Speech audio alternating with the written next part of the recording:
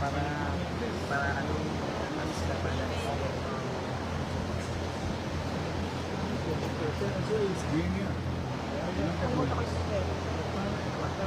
That here is much higher than outside. Green and full green. Green and blue. Sustansya.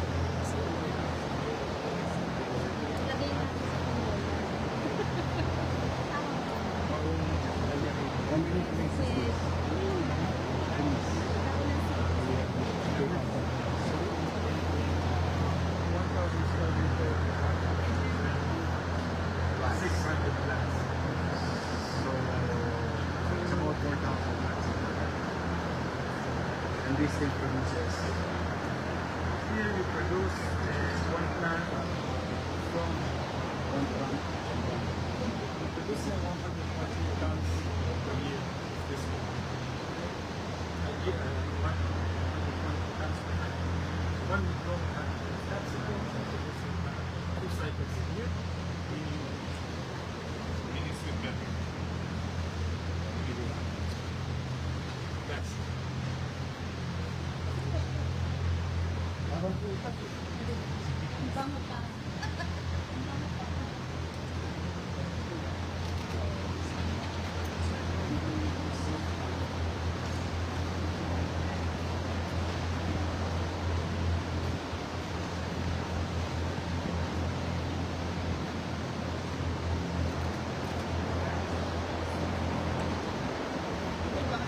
many times you change the bed? 3.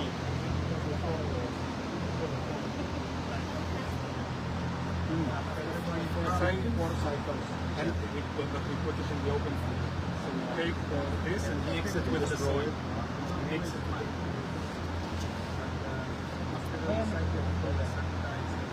So that's the miscellaneous operation. But you, at least you have 3 cycles. and you use it to improve the open field. And now we're looking for a new option. Or even sell it. Even sell it to nurseries. Nurseries buy it, and it's the purple is produced material. Level. Boy! That's the gold mine. Melon na po ang amoy.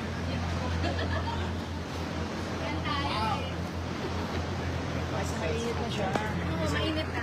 Mainit na.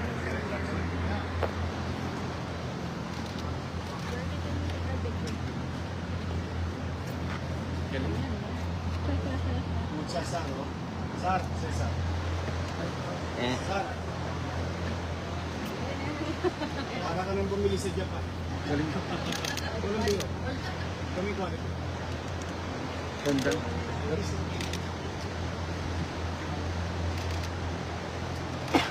Parang ano nasa Japan, mahal-mahal nito. How long?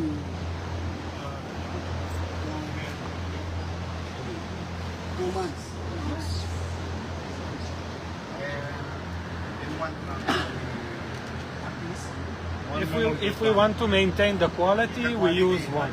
We can put 2, but we want the highest quality. We're looking only for stable quality. So all the nutrients and all other things goes only into one dish. And then you get, So when you see one is very good, you take it out. yes, because then you get the same size, you get the same sweetness, you get the same product. If you start doing 2 or 3, you get maybe more kgs per plant, but the quality is not the same. They're in different sizes, they're different bricks that have sugar. And we're speaking about quality.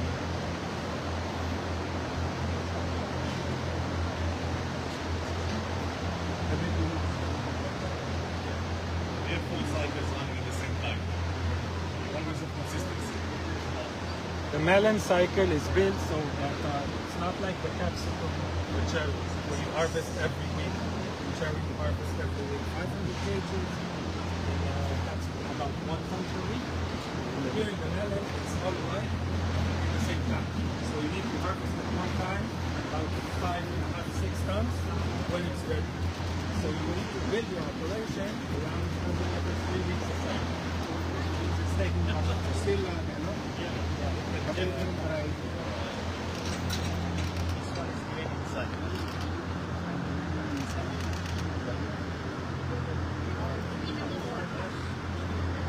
Green ang light. Take the plant out, and start at the size.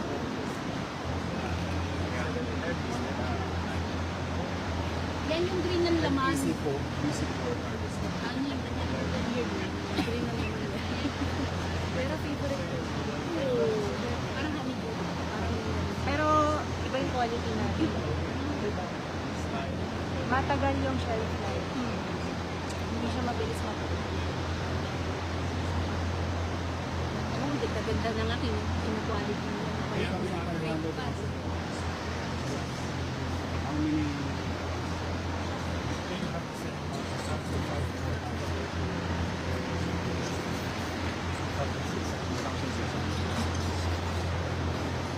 Here now, this is in the final stages. We're going to harvest it by the end of this week, starting next week, depend on the sugar. And we are now stressing the plant, not giving it a lot of water.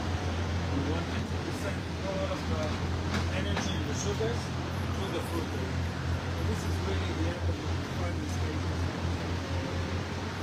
And this is the silence. Stressing the end, before harvest, you have to stress the plant. If you stress it, it's more beneficial.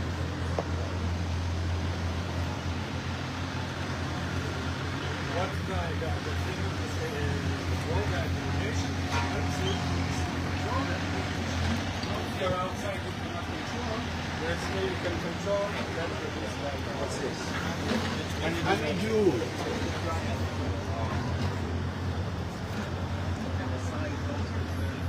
Sarap.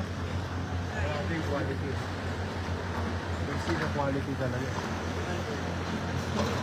Walang pekas eh.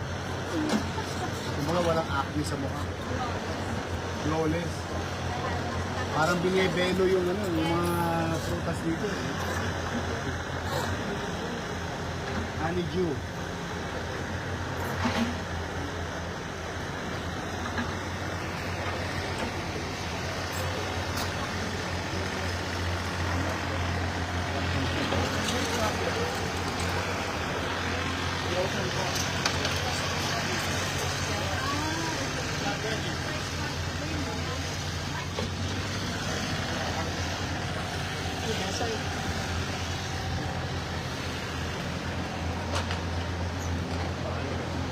So you deliver this hotels, or the one who's what do you call this? Who is in here? Yeah. No, we will supermarket. Supermarket. And they pay cash. Not terms.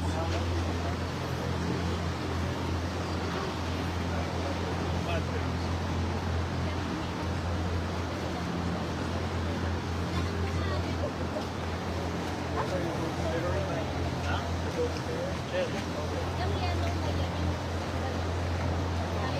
Ito yung orange.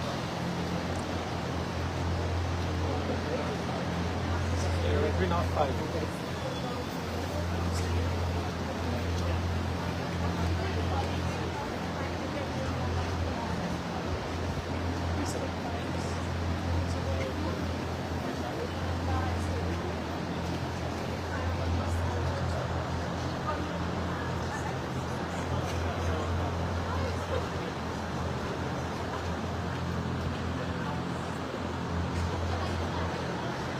We want to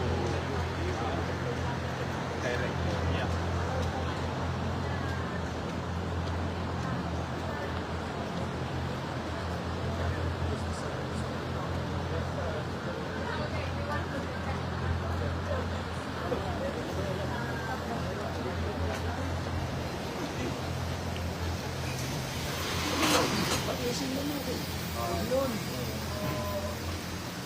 Let's see the cherry tomato. Cherry tomatoes next. Sarado muna. Close mo na next time. Salamat to. Anong kwenta?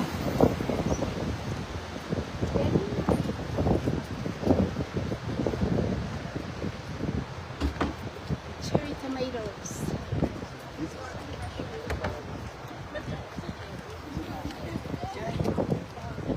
Okay, ako makakuha nito. Ang ganda naman yung shop ko. More pages. Ito, kasi...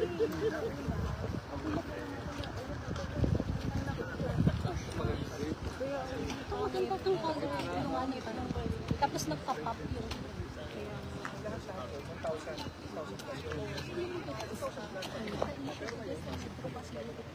Daily pop. Nakalagay farmers special. Tapos wala. So parang farmers special. So parang... Oh, wait lang. Ano, labas at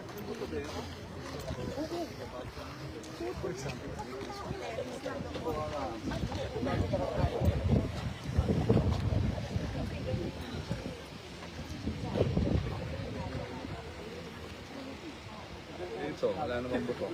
Meron pa. Ito yung magtubo ito. sa inyo, sabi ko nga.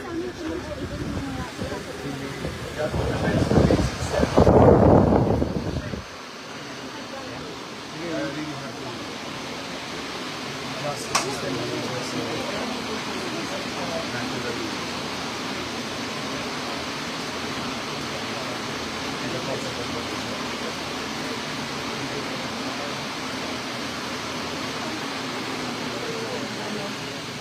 Vegetable box.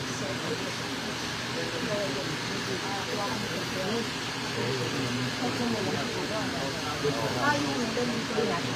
Ay, mahirap yata. Ganun. 200.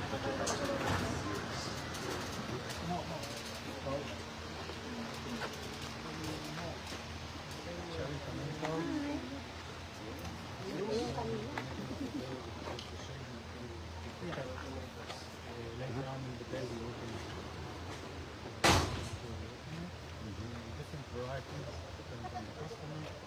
Restaurants like small and brown. Have yellow types, blonde types. This is actually a really good food. So you pick every day with this size? 3 times a week. 3 times a week. 3 times a week you have. Obviously, if you have a special big order, you can go. You see that really now the plants look phenomenal. Here we're moving towards the yellow varieties that we had before. You see the amount of fruit per plant is very, very big. It's not very common that you see this amount of fruit. And once you take it up, you actually doing this type of method, you have more plants of growing. You take it up, so they're not on top of each other getting diseases. You're opening in between the lines, so air is flowing. That's the main problem, the humidity and the heat. Once you get the air flowing, all the diseases come down, all the pathogens come down, and you're much more. And this did not to have the climate control except for natural wind. And Sunlight. UV control. So usually in the morning it's open, and then close every day. If it's a cloudy day, it will be open the whole day to get the right amount of sunlight. A little bit about the structure. So why do we need such a big structure and not a smaller one? The thing is we have the overlapping arch. Meaning one arch is lower, and one arch is higher, and all the hot air is going up and just getting thrown out of the greenhouses. Meaning that the air changes are much more frequent when you go to higher structures. So if we're in the tropics, we want to produce commercial level, we need to have these higher structures in place. By the way, על הסוף של הסייקל, ההורים. Yes, Greg Canoe, supervisors of the greenhouses, handling a lot of people. The different what we have. Like that. 20.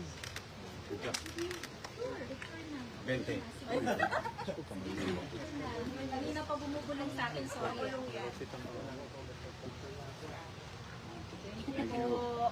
Si Ronnie.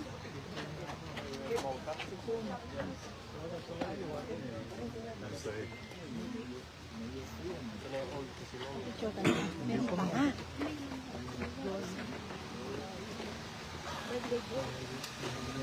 Yeah, no.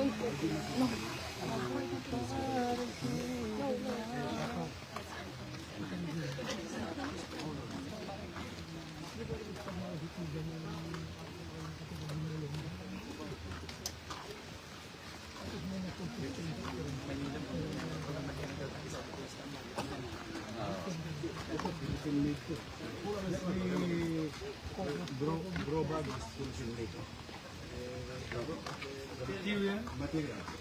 Material is Philippine.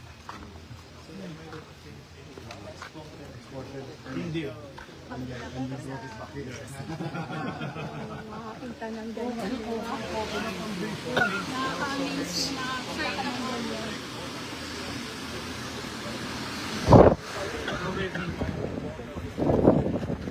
Robex is